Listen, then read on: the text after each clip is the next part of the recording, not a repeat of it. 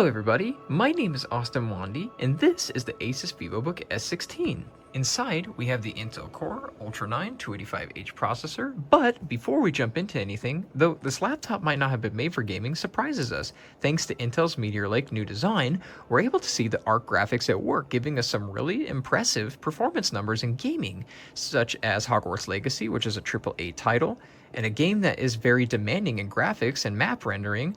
To see games in 1440p and 1080p perform above 60 frames per second is really impressive. Meteor Lake is Intel's brand new architecture where the CPU, GPU, and AI NPU are split up into 3 separate modules. The 285H provides us with 16 total cores and 22 threads.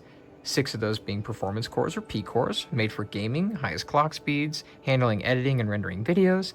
8 of those being efficiency cores or E cores, which handles a lot of background tasks, web browsing, but it also provides us with 2 new low power E cores, which is better for standby mode and video playback, and that really helps your laptop to save battery life. Not only are we allowed to play games using just the processor itself, but we're also able to connect to an eGPU docking station, such as this GTI 12 Ultra, it's connected to a 3080 Ti, and the 4070 Ti Super behind it, which currently is disconnected from the laptop. However, using these 2 Thunderbolt 4 connectors, giving us a total of 40 gigabytes per second, we're able to connect to an external monitor, giving us a full gaming desktop experience. Let's dive into the game using Steam's overlay settings and MSI Afterburner for overlay to see that we're not using the 4070 Ti, but using just the Intel Arc integrated graphics for gaming performances.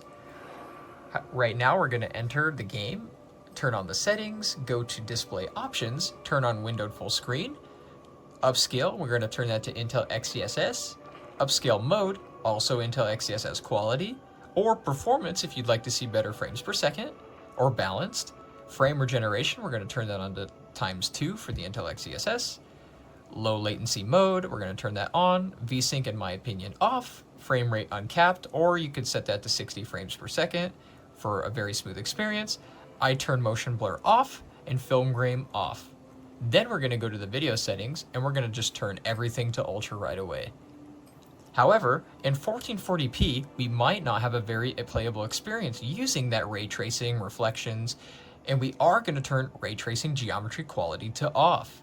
When you are making any graphics adjustments, it's going to recommend that you restart the game. However, I've also noticed when using the 3080 Ti or any 30 or 20 series graphics cards, you're going to have to restart a lot of your games.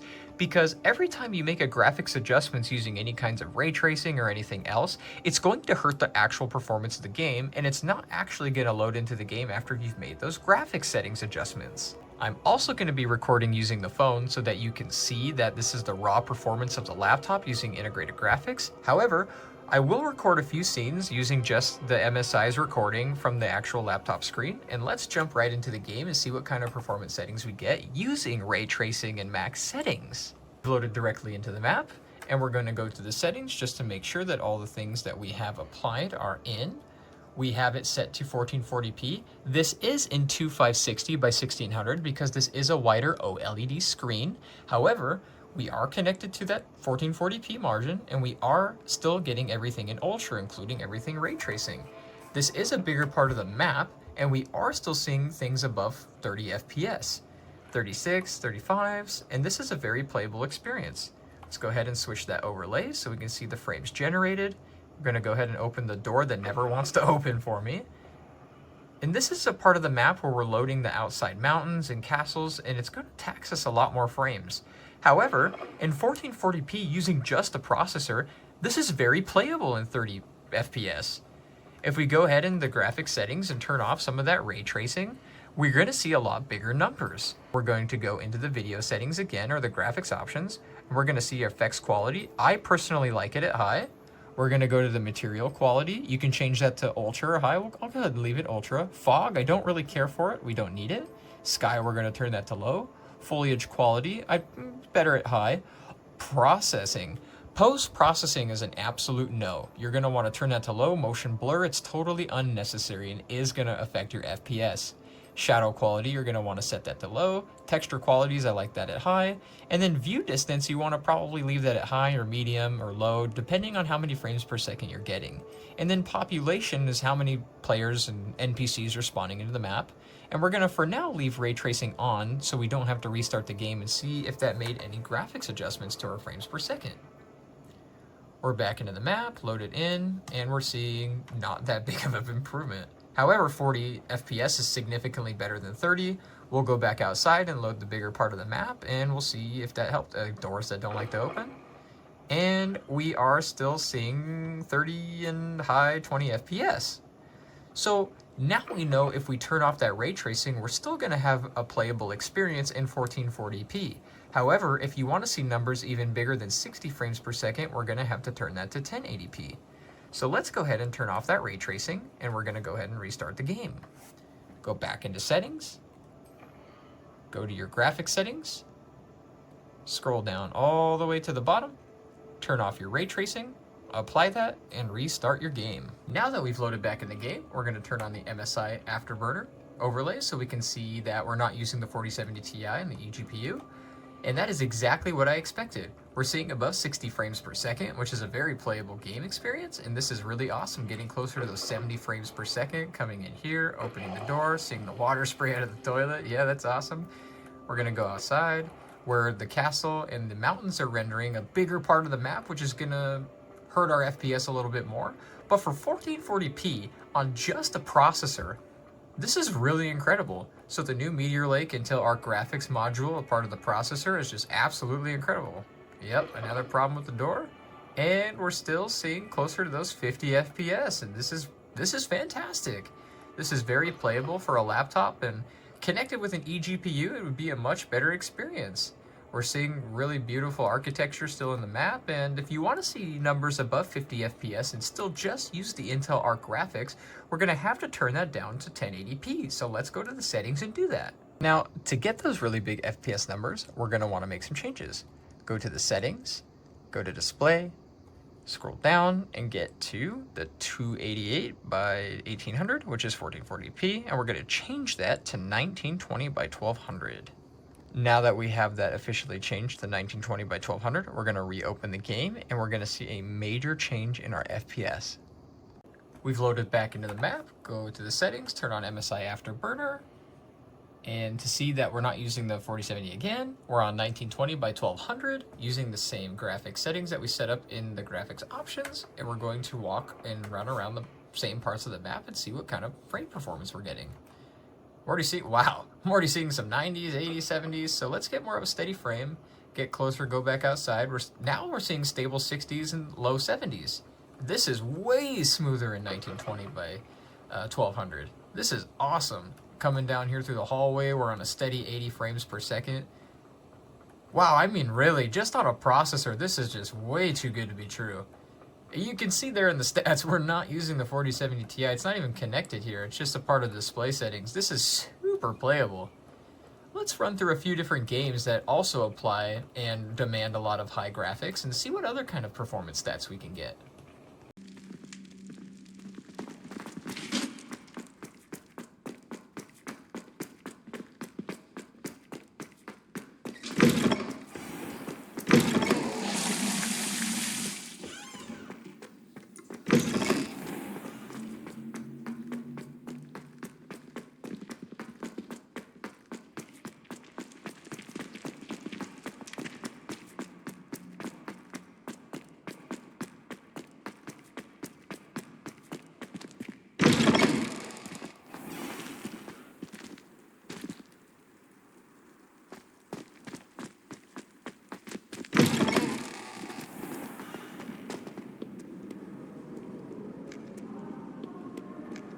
Now, this one was a little bit more difficult. Borderlands 4, we really had to turn down a lot of graphics, and we're getting around 60 FPS still using that 1920 by 1200. And when we turn around to load more of the map, we're getting a low 50. So whether it's playable or not kind of just depends on you. Around 50 frames per second for me is playable. You can move around, still shoot some of the enemies. However, When I record this off of the processor itself, because we're already using that dedicated Arc graphic GPU, a part of the processor, it really hurts our frames a lot. So is this game playable on the new Intel Arc GPU integrated graphics? I'd say maybe. Here we are loaded into Borderlands 2, and we're going to open up the video settings, and this is exactly what I expected for the older title games. We are in 1440p under everything max settings. We even have anisotropic filtering at times 16, and we are seeing above 100 frames per second. However, when I record it from the screen itself, we're going to see that taxation due to the fact that the processor is also providing the dedicated graphics. But to see an older title game like this in 1440p with ray tracing on the water there, this is really incredible. Very, very playable.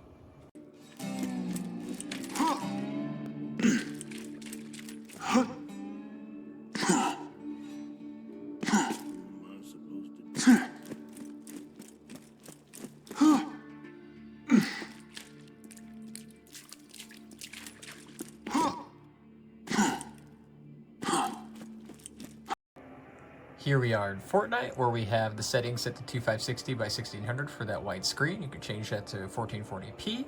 We're going to go down the list here, have motion blur off, user interface parallax, you probably want to turn that off. Turn on the Intel EXS. You can change that for performance to quality, balanced, whatever. I'm going to turn that on to quality for now. And then we're going to turn off nanite for sure. Global illuminations, no. Reflections, no. Shadows, no. View distance, you could change that to epic if you really want. Far. This is Fortnite, so it's going to be a little less graphics demanding. Textures high. The effects, you could also turn that up. It might not be too hard. Post-processing, always turn that to a low. And then anything else that you want to apply here, we're going to go ahead and apply that. So here we are loaded into the map. I'm running down this road. We're seeing in between 77 and 80s. That is really playable. We're still using the 1440p. There we go, mid 80s, 85s. This is a very, very awesome experience. Somebody's in the house breaking loot. All right.